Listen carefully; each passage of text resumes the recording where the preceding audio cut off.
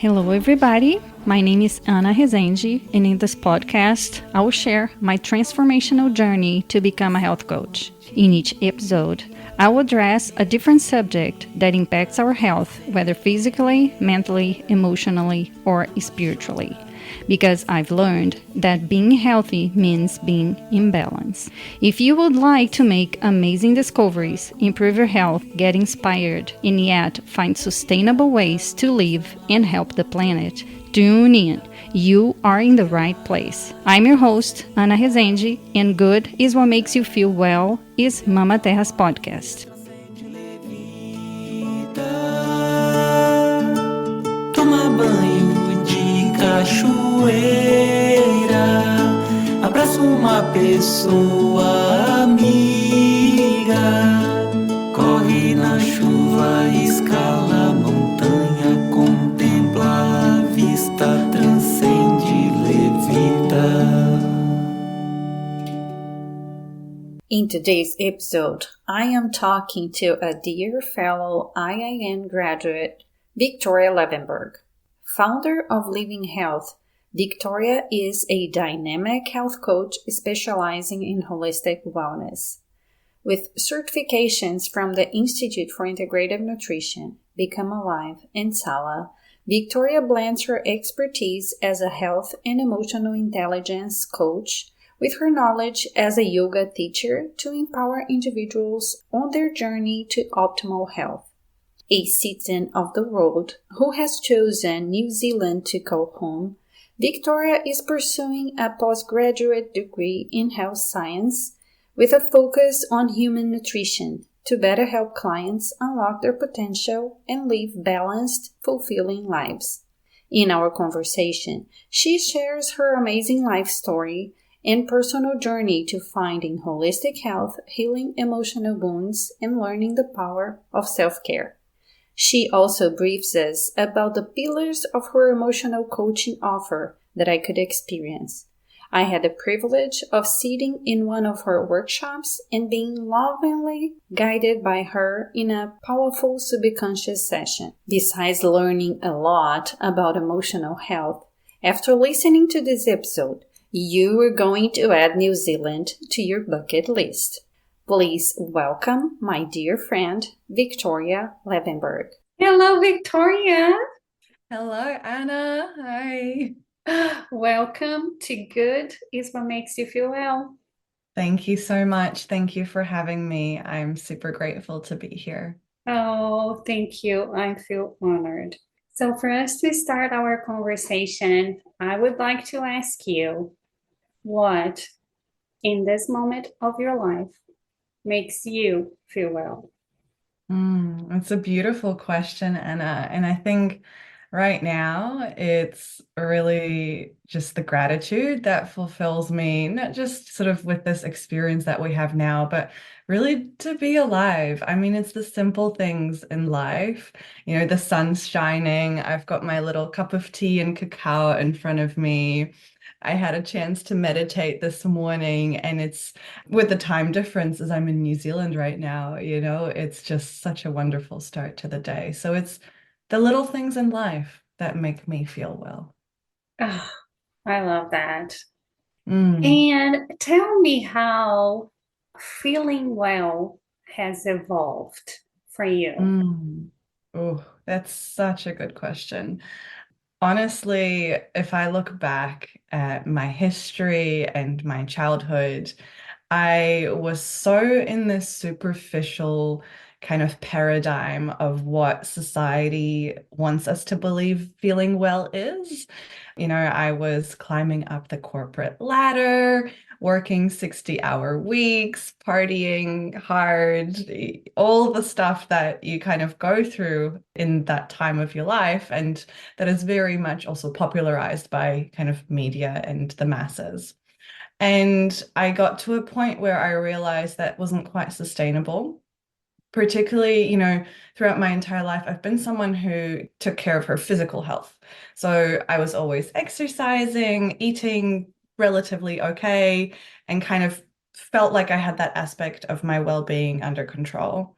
However, it wasn't until I realized, and it was a lot through also the Institute for Integrative Nutrition, that there are other aspects to our health and well-being, being mental, emotional, and spiritual health, that were completely non-existent for me in my life. And that was really a big eye-opener for me when I had some psychosomatic symptoms come up. There was always traumas from my childhood that I knew I was actively suppressing, but I just wasn't ready to face. And really, it wasn't until I actually started to look at my well-being at this holistic sense that I realized, okay, so this is what feeling good feels like. Yeah. It's amazing how we kind of have walked the same path. Going through the Institute for Integrative Nutrition had the same impact on my life. It made me aware of all the other dimensions of health that I was not aware. They say the ripple effect. And seeing the work you were doing, and also the work that many other colleagues of ours, graduates from IAN, are doing, we are creating those waves. We are actually deploying the ripple effect. Isn't that amazing? It is. And how lucky are we to be in this first tidal wave? Absolutely. Absolutely. Yeah. And I see it show up in everyday life. You know, potentially you see this as well. While, you know, whatever content we may put out there, we just talk to people, you notice that all of a sudden, after someone just feels heard and realizes that, oh, hey, I actually don't need to be feeling this way. I don't need to be miserable all the time.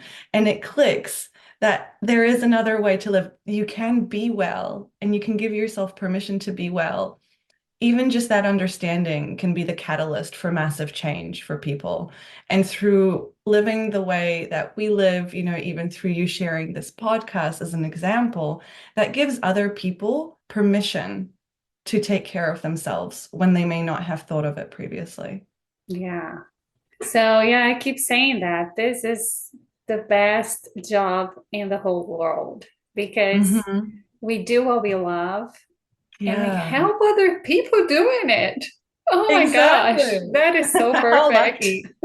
Yeah, absolutely. And I do genuinely believe that, you know, in the health and wellness space, particularly in health coaching, when it's done from a place of love and authenticity and in alignment with your higher values, then it really has a significant impact. And the clients come at the right time when they are ready.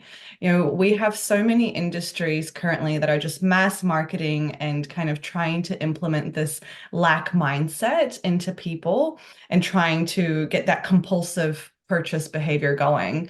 Whereas in health coaching and in the health and wellness space, we want this to be a full body yes. We want this to be a conscious choice that, you know, the clients aren't pressured into.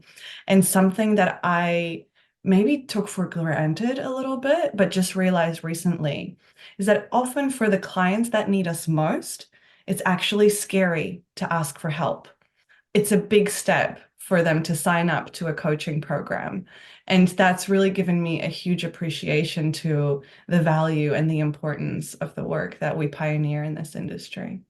I totally agree. Yeah. It's not easy to ask for help. No. It is not. So it takes courage and it takes to be ready too, because it's hard to recognize. I mean, it's not hard, but it's not that simple to recognize you are ready Absolutely. to receive the help. Yeah.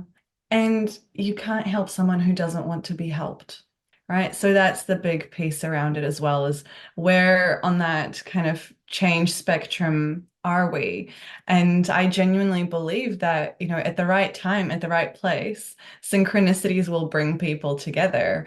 And, you know, we're arming the world with health coaches right now, which is incredible. And we've got billions and billions of people out there who maybe the majority aren't ready yet, but I don't know if you've noticed this. I've definitely noticed this in the recent years that times are changing and really people are starting to think differently and evolving. And there's so much misinformation out there that it's really easy to quickly get lost. And so I do believe there will come a time where really there's just going to be this influx of people kind of saying, help me, please. Who knows where I can find a health coach? Yes, I do believe it is. And I see Mm, that wave coming because I yeah. think we need this change. We really need to make this Yeah. turn. Yeah. Absolutely. And, personally having this incredible transformation through, we always say you're your first client, right? Oh, yeah. And honestly, when I started IIN, I had kind of thought, oh yeah, health and wellness, cool. I know everything. Like typical naivete kind of kicked in. And then the way, the course is designed for that deep introspection, like really some of the work you've got to do there and the self exercises and effectively just stripping yourself naked and looking at yourself point blank. This is me and this is the life that I'm living. And is this the life that I want to keep on living? Because now it's conscious, right? It's come into our consciousness. Or do I get off my butt and do something differently? Yeah. And that was the massive catalyst for me. From there, it was just kind of, as you mentioned, that ripple effect, and the wave just keeps flowing now. I'm a very different woman to who I was 2 years ago. Yeah, the same happened to me. It is so unbelievable how much I thought I knew. Hmm. I thought it was just, wow, I'm gonna just learn a little bit more about nutrition. Okay, okay. Hmm. So now I'm a totally different person. Oh my gosh. It's been an incredible journey. And I think for all of us, it has been the same thing. So we Mm. started it for one reason, and then something bigger opens and you can see so Hmm. much more. Exactly. It's a different Exactly. perspective. Yes. And, you know, there aren't many containers, especially in today's world, where we have the opportunity to open at that level of depth. Like, personally, I had also been going to therapy for years and years before I started IIN, but it really wasn't until I sort of started to look deeper, and there's something about just having someone there that listens to you, that hears you for who you are without their self-imposed agenda of trying to immediately jump to a solution. You're giving the power of people's life back into their hands. And I think that's probably one of the big keys is we live in a world where we're really disempowered. We think we're in control, but we're really not. We're quite frankly being manipulated most of the time. Oh, yeah, absolutely. Mm. Absolutely. So tell me, you said you had somatic symptoms. Do you want to talk about that? Absolutely. Oh dear, where to start? Before even those psychosomatic symptoms came on, really, I think my kind of change process started to accelerate when I was dealt with a pretty tough breakup. I was in an emotionally abusive relationship. And at that point, it was also really hard for me to even like accept that emotional abuse is a thing. So this is how far removed I was from my emotional health that I kind of, was in this social stigma of, oh, but you can't see it, etc. Mm. And that was kind of the first catalyst. There was something just happened where it was almost like an out of body experience, if I'm perfectly honest. It's just like my intuition took over and was like, that's it, you got to get out of this relationship. And just kind of from there, things happened and I managed to get out safely, which I'm extremely grateful for. And interestingly, then my kind of health plummeted in a way from a mental, emotional perspective. While I thought on the physical side, it was incredible. Like I had lost a lot of weight because I wasn't eating, because for the first time in my life, I had felt anxiety as a result of this experience, which was really interesting as I noticed, I was like, oh, what is this heavy feeling in my chest. And what is this kind of, at that time I used to take pre-workout and stuff. And I was like, I feel like I've just like had a whole tub of pre-workout, and I just couldn't understand what was going on. And I think that was when it first started. Mm. Hmm. Yeah. And then unfortunately, I made some poor choices in my life as, I'd just come out of a breakup. It was really emotionally controlling. So this newfound freedom, I was just partying, drinking. Like I started vaping for a year. I'm like, I look back on this now, I'm like, oh goodness. Okay, fair enough. You had to go through that time. And simultaneously, there was these two parallels. There was this crazy party rock and roll side of me. And then I started running marathons. And I was like, I was running away from exactly. So you can see that kind of dichotomy of where on the physical side, I thought I was doing great and I was running heaps. But then on the kind of, I was clearly suppressing and avoiding what was going on deep down inside me from an emotional perspective. Mm. Hmm. Yeah, and kind of after a little bit of time, as I started to gain more awareness, I guess this, call it awakening, I don't know, a self-awareness process was happening. I stumbled onto IIN again, and here's a fun story for you. Hmm. So I wanted to do IIN over a decade ago. Mm-hmm. Yeah, this course, I was like this close to purchasing the course and doing back when I was still in university. And Wow. it just blows my mind how back then there was already that kind of sign of, hey, this is your calling, you know? My gosh. Hmm. Yeah.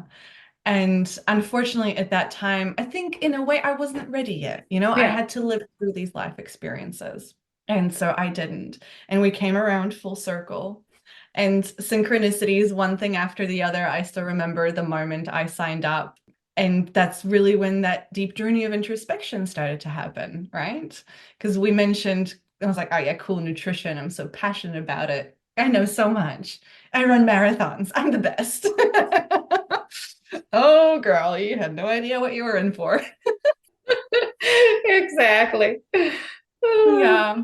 And, over that time, that kind of self-awareness process started to build until I genuinely believe that often when life starts to hand us lessons when we're ready to tackle them. So part of my background and story is a really fragmented relationship with my family. My parents got divorced when I was really young, and like my relationship with my father is extremely distant and quite a complex relationship with my stepmother.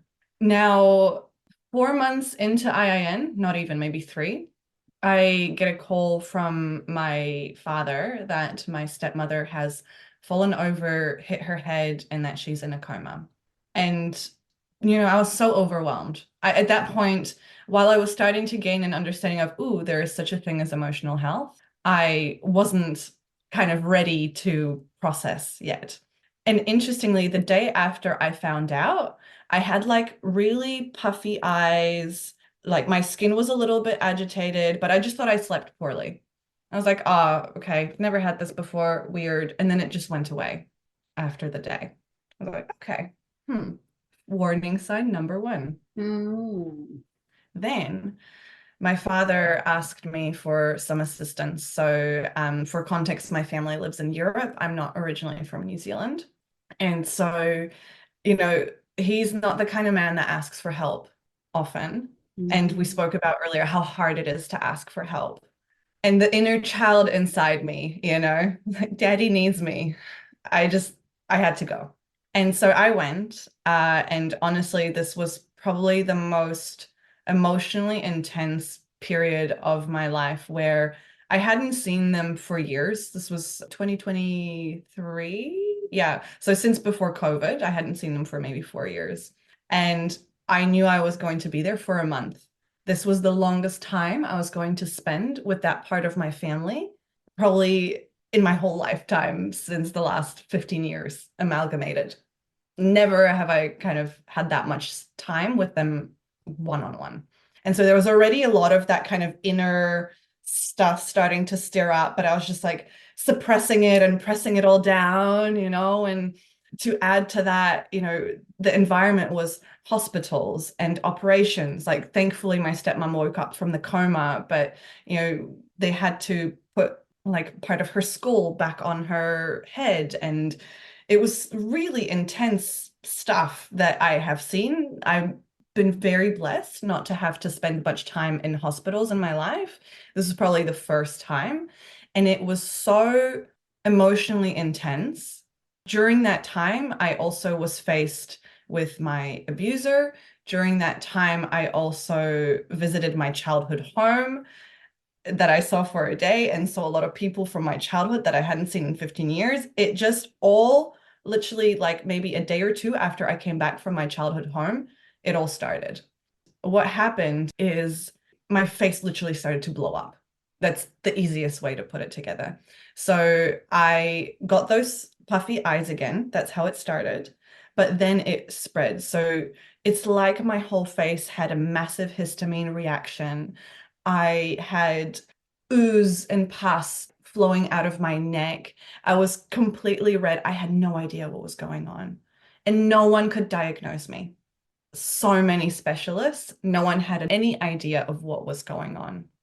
Deep down, I already knew. I mean, even hearing the story, you probably already know exactly what was going on, right? Yeah. But just deep down, I was like, oh, surely it's not that. I mean, maybe it's that, but let's go and see this specialist and get this test done. And so I was just kind of gunning after it. And in that moment, I was also going through IIN. So my eyes were being opening wider and wider. And I was starting to realize just how conventional medicine has a role to play. And it's great for when it's needed for acute treatment. However, where it's not sufficient is when it comes to getting to that root cause, which is what we often do in our health coaching space, right? And here, these psychosomatic symptoms, the root cause of them was deeply emotional, and no one heard me. And that was really painful at the time. I bet. Luckily, I had my therapist and kind of was able to work through that with her. And, after being so shocked at just how quickly I was being prescribed steroids and cortisol, and someone offered me antibiotics, I was like, this is not a viral infection. Why? Just, just kind of trying to write something and get me out the way. And it wasn't until I started to seek out alternative health remedies. So I started seeing a naturopath, acupuncturist. I started to really actually take a big hard look at myself and my well-being and kind of be like, okay, girl, you know what's going on here? There's something emotional happening. And at that time, life, divine timing, call it synchronicities, I came across the body of work that I teach now in my emotional intelligence coach scope. And that is when it all came up, and there was a lot of release and a lot of processing. And I mean, you can see me now. There's no oozing. The skin's okay. It's under control.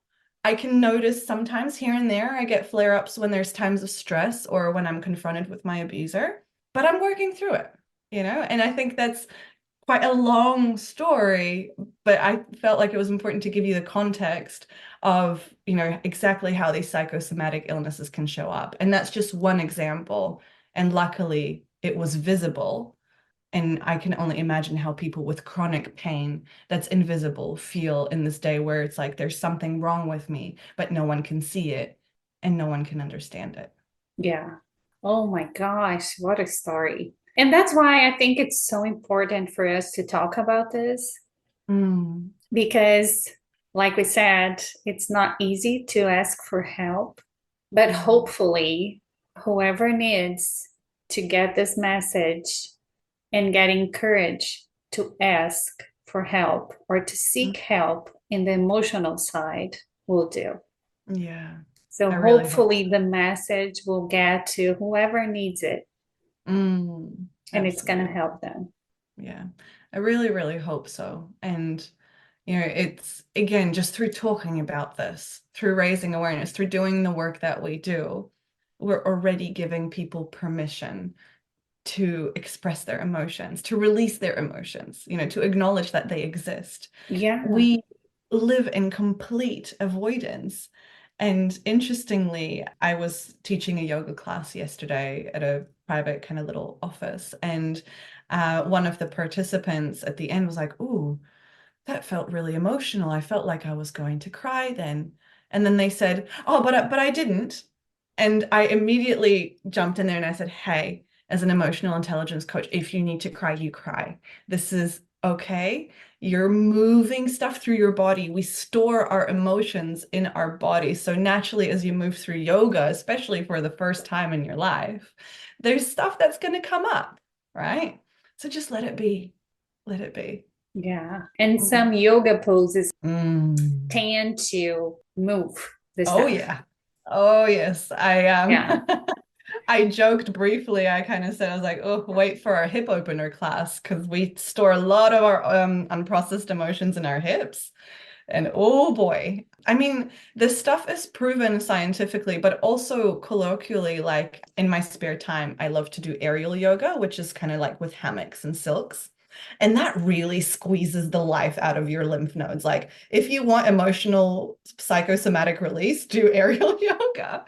That is so And the cool. teachers tell you stories of like how sometimes people, if they push themselves too hard, like there's a risk of a panic attack because you're squeezing, the emotions are coming up and there is a potential for overwhelm. So you also have to kind of be really centered and know your boundaries and like, oh, okay, I need to come out of this pose because there's a lot of stuff coming up for me right now.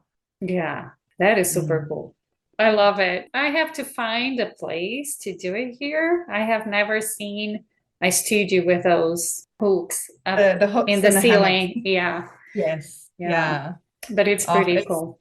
yeah, it's my dream to open like a retreat with aerial yoga and that sort of stuff. Like it's definitely, I've got a yoga teacher qualification. It's like my next step to do kind of some kind of aerial yoga type thing because even just the inversions, when you're hanging upside down and you're releasing the pressure off your spine, you're allowing gravity to send blood down to your organs and your brain, which you don't often get a chance to.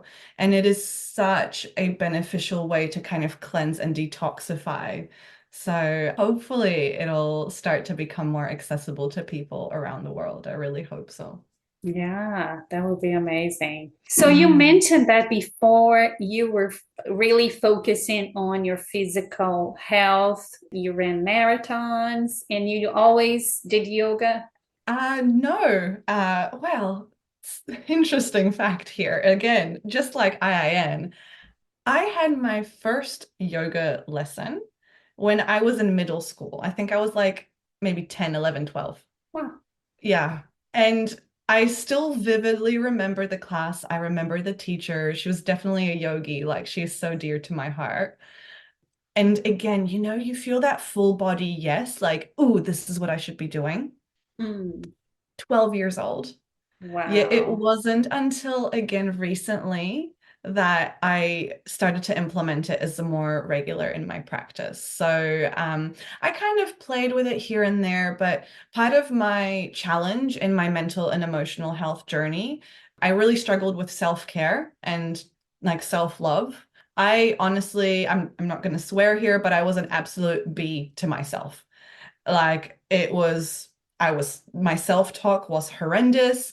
Whenever I would make a mistake, it wasn't until I started to go internally and listen to that inner voice that I understood, oh my gosh, like, that inner neighbor that you have in here that's always chitter-chattering. I was like, oh, what a terrible person.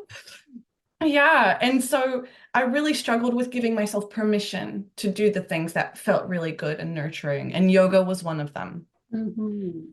And so it was actually part of my healing journey when I had already started the emotional intelligence work and sort of come to face with my demons, so to speak, that I saw, hey, this makes me feel good. I've been running marathons for the last couple of years. My knees hurt. Everything hurts. I can't walk the dog because I'm always sore. How about I just rest and nurture a little bit, And from there, it evolved. Like, I'd always wanted to do a teacher training. It was my dream since I was a child. And now I just recently have. And my body is in the best shape it ever has been. That's the shocker. Like, I'm not doing intense cardio or like super intense bodybuilding. Like, yes, I'm still doing strength, but in this place of homeostasis, this place of balance and breathing and moving in alignment with what feels good on my body's responding with, thank you. Now I'm going to feel good and look good. Isn't that incredible? It's amazing. It is amazing. It is Yeah. amazing. I love yoga. I really do. It's my thing.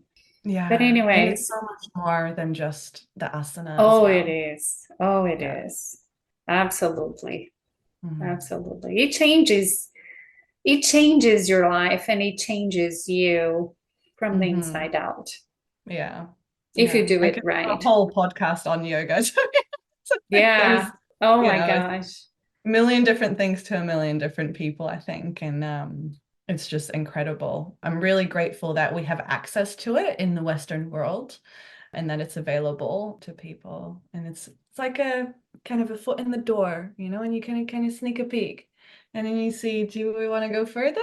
Or maybe do we wait a little bit? I had to wait 25 years, but we got there eventually.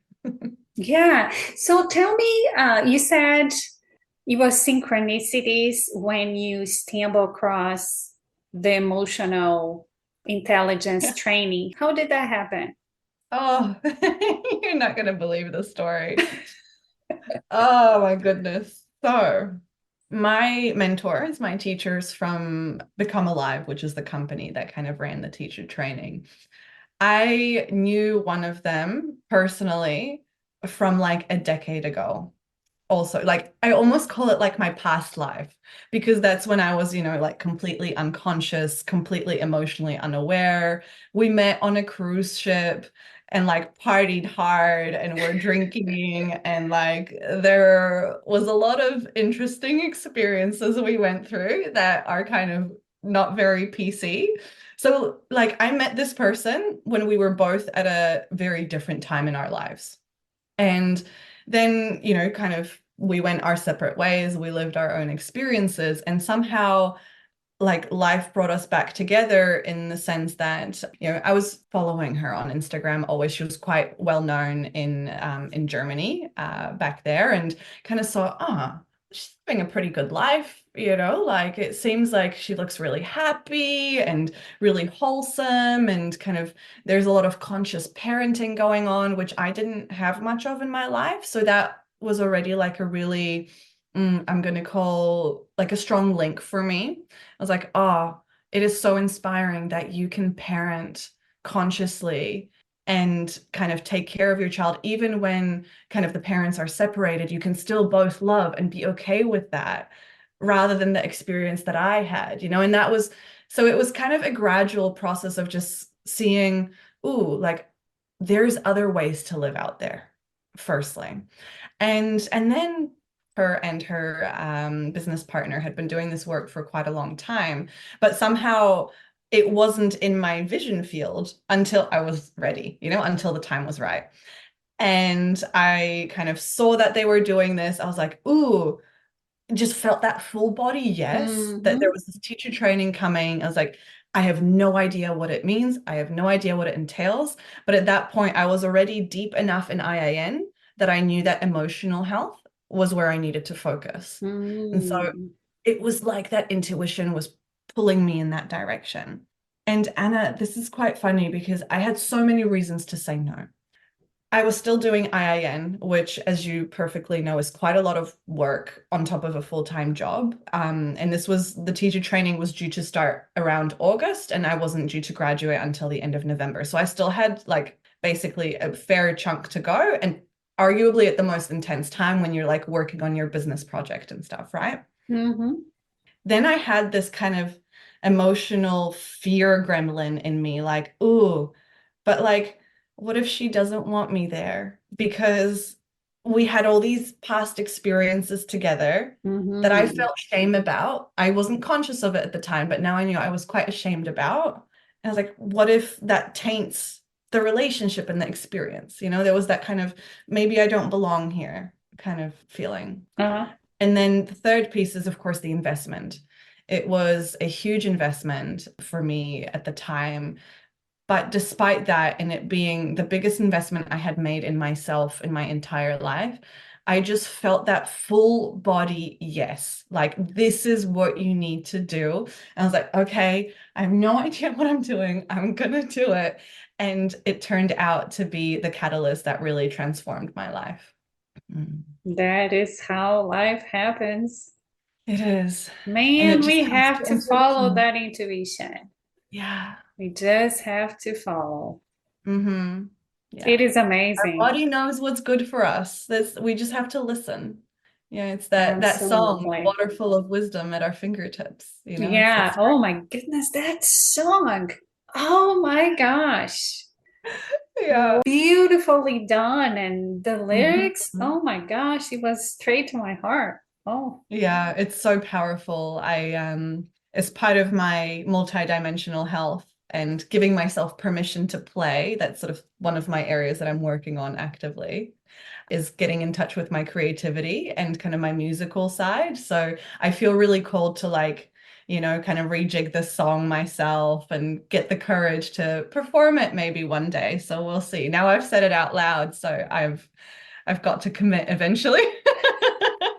yeah. That is awesome. Yeah, music is magical too. Yeah. Yeah. Art in general, I believe it's a way for us to express ourselves, be it through music, through dance, through painting, whatever it may be, that transcends again the societal belief that we have that we can only kind of, speak what we think or what we feel. No, there's actually so many other ways to express ourselves that we just sometimes don't give ourselves permission to do. That is very true. Mm. Very true. So you did the teacher training Mm. and that was in Germany? Oh no, So it was ran online. So online. we had students from all over the world. Our teachers are based in Bali, and we had people from Scotland, Ukraine, America, South America. Like it was really a multi-international. I think there was someone in Australia as well. So it was quite a special group. And in those synchronicities, quite interestingly as well, like out of that cluster of people, I have made such deep connections with people that are now some of my closest, dearest friends that even somehow flew halfway across the world randomly from Europe to New Zealand and we met in person. Like that's how Oh, amazing this is. oh my Yeah. gosh, that is a dream. It is. It is. And to give a bit of insight into kind of, the training and kind of what went on there, really the first part of it is your inner work. So once you're qualified in this work, you do what we call personal mentorships. I probably need to think about the branding a little bit, but that's a later problem. But what that time entails is it teaches you the Map of Consciousness by Dr. David Hawkins, which I have shared with you in the Self Explorers Club. And it also teaches you the letting go method, which you and I have also spoken about. So effectively, you work through this method and through this self-paced online course for as long as it takes you. It should take you a month, but our cohort had a lot of unprocessed stuff to deal with, so it took us a little bit longer. And that's okay. As you know, kind of it takes as long as it takes, sort of thing. Yeah. And it's complemented with subconscious healing sessions.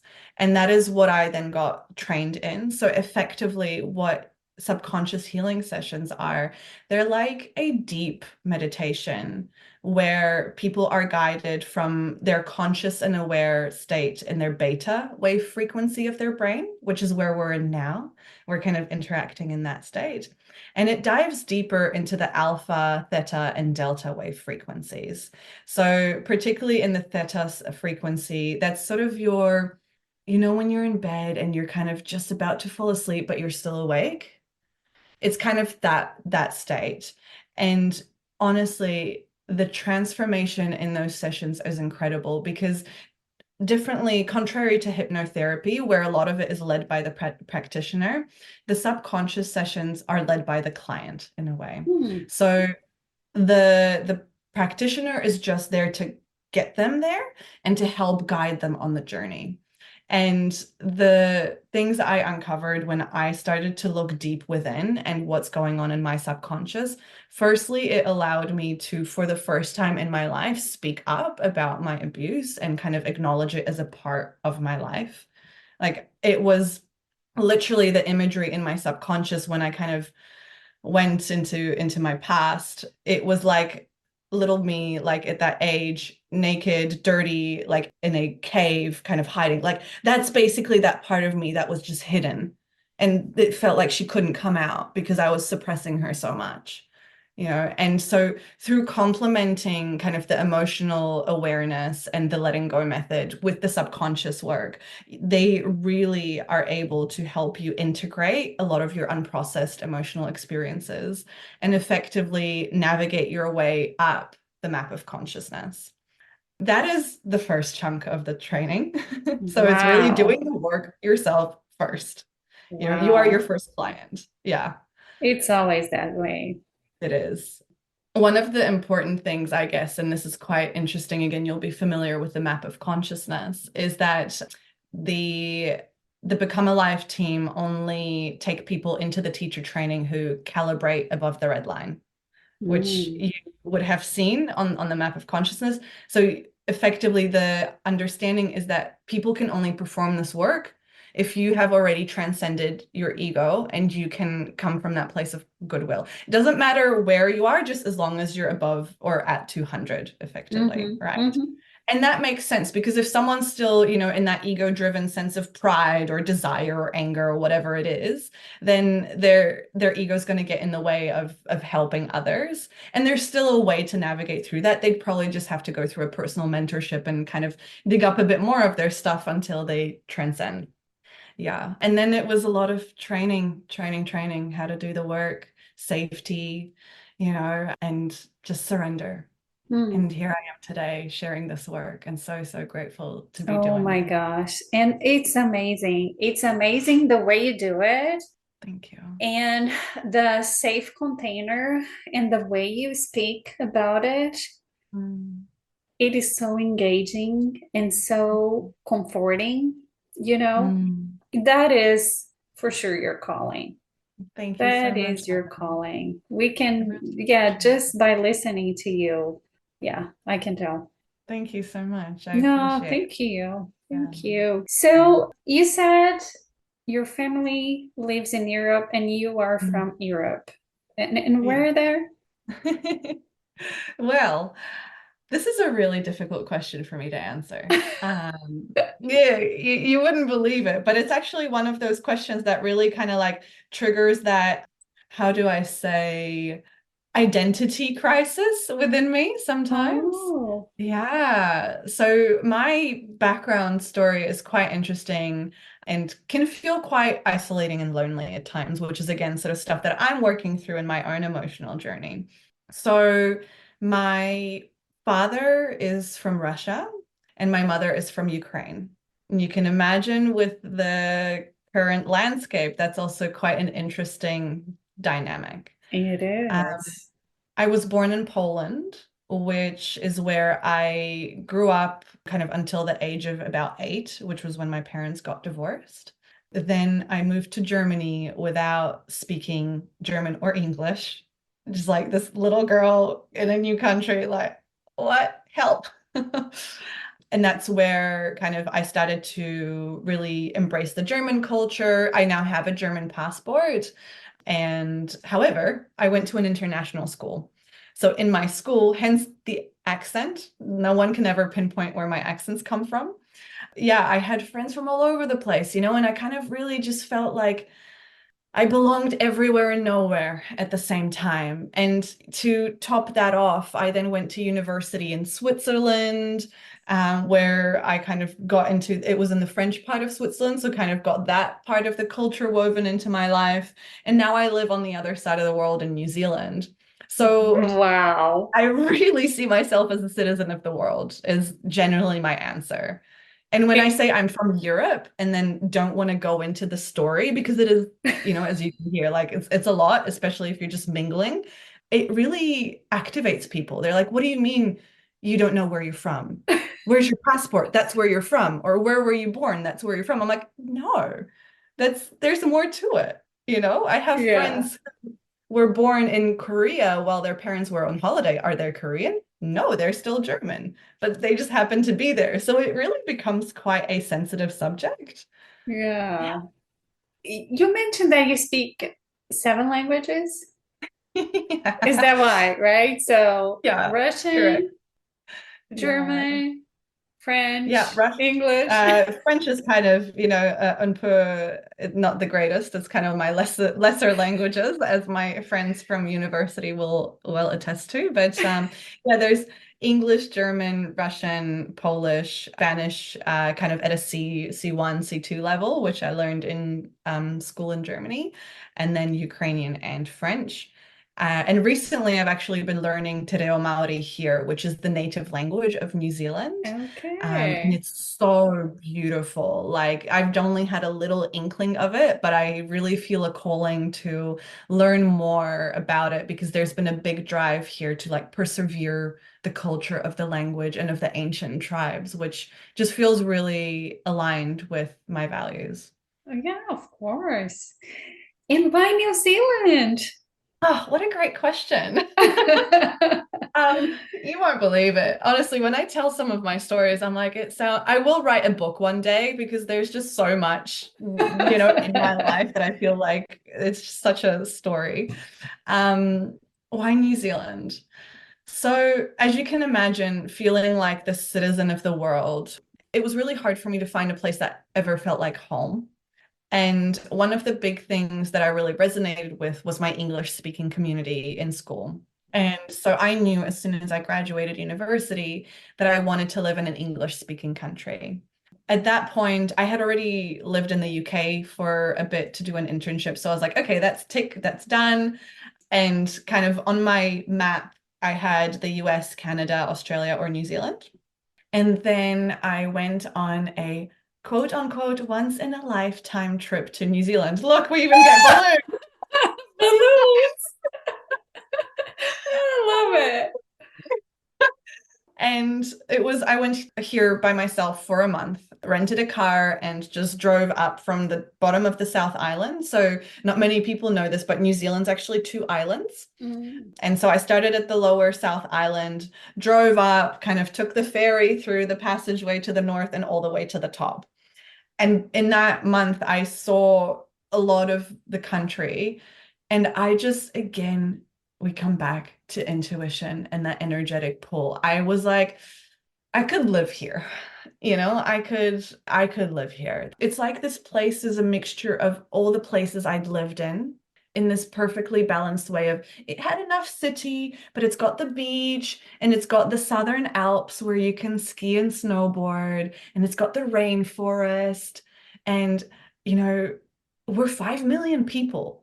So there's a lot of nature here. I think we're actually one of the least densely populated countries in the world. Wow. And just the nature, the energy here is different. I Yeah. I like attest to it. As soon as you get on a flight to New Zealand, you just feel the joy and the people here. Wow. I have Yeah. to go visit you. Oh my gosh, you do. Like, I would have you here. Come, you can stay in our guest room anytime. Yeah. Yeah. Oh my And gosh. really, I think there's two things that like were really stood out for me when it came to New Zealand. One is I saw that here people worked to live, not live to work. That was one big thing that really attracted me. So even back then, even when I was quite unconscious of my behavioral patterns, I knew that I didn't want to be in this toxic, 7 to 11 work culture. Not even 9 to 5. Literally, I have friends who work from 7 a.m. till 11 p.m. Yeah. And that just, it didn't sit right with me. And here, people really value family and free time and joy. Like everyone goes to the beach after work in the summer. There's a lot of kind of this sort of stuff. And the second piece, which I don't talk about quite often, but I'm quite self-aware of now, is I think coming here, which is quite literally on the other side of the world, like you could take a globe and take a prick through it from Europe to here, it doesn't get any further. It was in a way, I think, also a way for me to physically remove myself from my triggers, the environment around me, and all the influences around me from kind of my muddled past and present, that I had this safe container that was far enough to allow me to feel what I needed to feel, to come into my own and to heal and to really find myself. I don't think I would have been able to do that had I stayed in Europe. Mm. That's beautiful. Beautiful, Yeah. beautiful. You were able to work online for this Mm. company that you work for? So interestingly, a little twist in my life as well. I've lived many lives in the last kind of, 3 decades of my life. I originally graduated university with a Bachelor of Science in International Hospitality Management. So it's like a business degree, but with a focus on, McDonald's and Emirates instead of Coca-Cola and Nike, as always how I explain it. And that's because I grew up kind of working in my family's hotel and that sort of stuff. Then I came here when I decided to move here, and I did move here. I came here without a job, and that was already a really challenging experience for me to work through because all of my friends from my uni, we went to a pretty good uni, they had all secured their jobs like 6 months before we graduated. Ooh. Mm, Yeah, in yeah. Switzerland, I can imagine. Uh-huh. Yeah. And like some of them were going around the world, but it was just kind of, it's almost like in that side of the world, people got it. And here, A, like I didn't have a permanent residency or a visa. B, I was coming from overseas. And unfortunately, maybe it's changed. I haven't stayed close to the industry now, but back when I moved here, people didn't really acknowledge my degree to the level that it was acknowledged overseas Mm. for hospitality. So the jobs that I was getting offered were jobs that I could have gotten before sitting in uni for 4 years. Mm-hmm. And that just felt like a waste of my time. Yeah. Yeah. And so I started on the job hunt, and somehow, again, synchronicities kind of put me into the company that I work with today, which is a big food manufacturer. And I have to say, like, this is a big disclaimer that back then I was still like strung on going up that corporate ladder, right? Like, I was like, wow, this is a global company. I'm gonna run the show. I'm gonna be one of their biggest leaders and like prove to my parents that I can do it on my own. And like, yeah, that was basically what I was thinking. Okay. Yeah. And so it was, yeah, the office is based here. And in those last, 5 years, Anna, I progressed really quickly because I was neglecting my mental, emotional health. I was okay with my physical, but I was working those 60-hour weeks. I was kind of, my ego was up here, like just, I'm blessed with intelligence and learning agility, but I was just like gunning for it. And in the last 6 years, I have had about 5 roles there, and I advanced extremely quickly, which back then gave me so much pride. Yes, great. Um, but then also when I then started to do IIN and started to ask myself those deeper questions, this is so interesting. I went back to my notebook of the very first module, and Uh-huh. one of the first things that I wrote down was like, I need to get out of this corporate world. Oh my gosh. Mm-hmm. Mm-hmm. Yeah. And so slowly, it's still a process. As you well know, as a health coach, it takes time to build rapport and establish your network, particularly in New Zealand.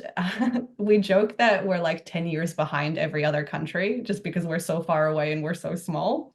So it's quite a new profession here. And so what I've done since then is I have made a big step to go to part-time in my day job that I call it now, which allows me to work on my business, Live in Health, in the health coaching and emotional intelligence space. I started to do little like yoga teaching gigs here and there. And also I am currently a full-time student pursuing a Master's of Science in Human Nutrition because it's really kind of a passion of mine. So I'm kind of juggling quite a few balls, but as you can see, I'm slowly like fading myself out of the old me and coming into this new me that I'm meant to be today. Oh, such a beautiful process. Such a beautiful process. For us to wrap up, just tell people if they want to work with you in this amazing emotional intelligence coaching that you do, how they can find you. Absolutely. So you can find me on LVNHealth.co.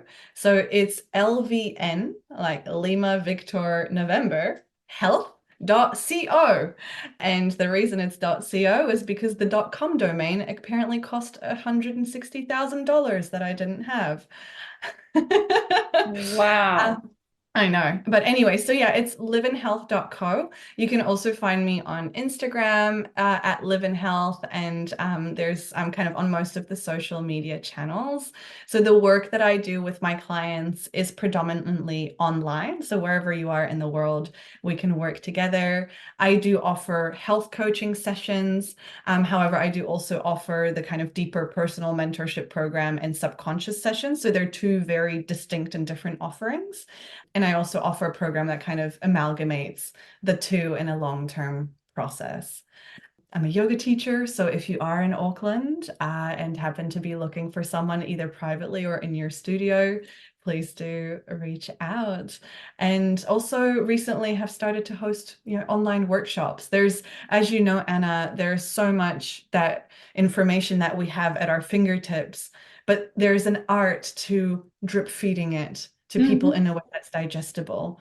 So if either for your business or for your team or for yourself personally or family, you want to look into aspects of your multidimensional health, be it physical, emotional, mental, or spiritual, just reach out and we can kind of custom create something together.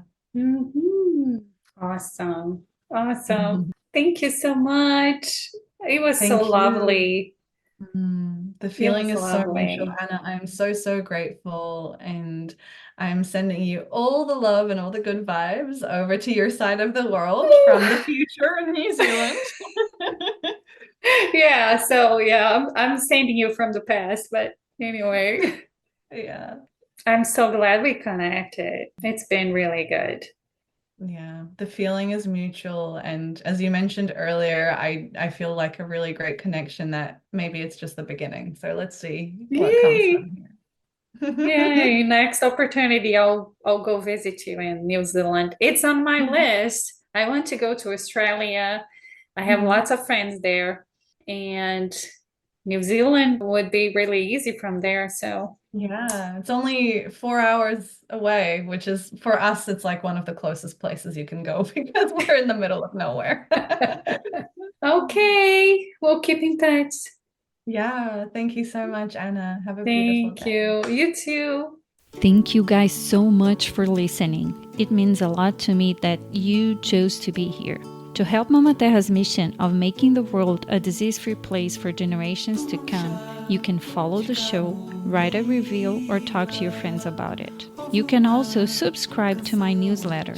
Every week, I craft good health and wellness tips, recipes, and book recommendations with love and care, just for you. My intention is to give you information and resources to help you make good choices and feel well. Find the link to subscribe in the show notes. Follow me on Instagram and Facebook. Thank you again for being here. We have lots of new episodes coming up, so stay tuned. And remember, good is what makes you feel well.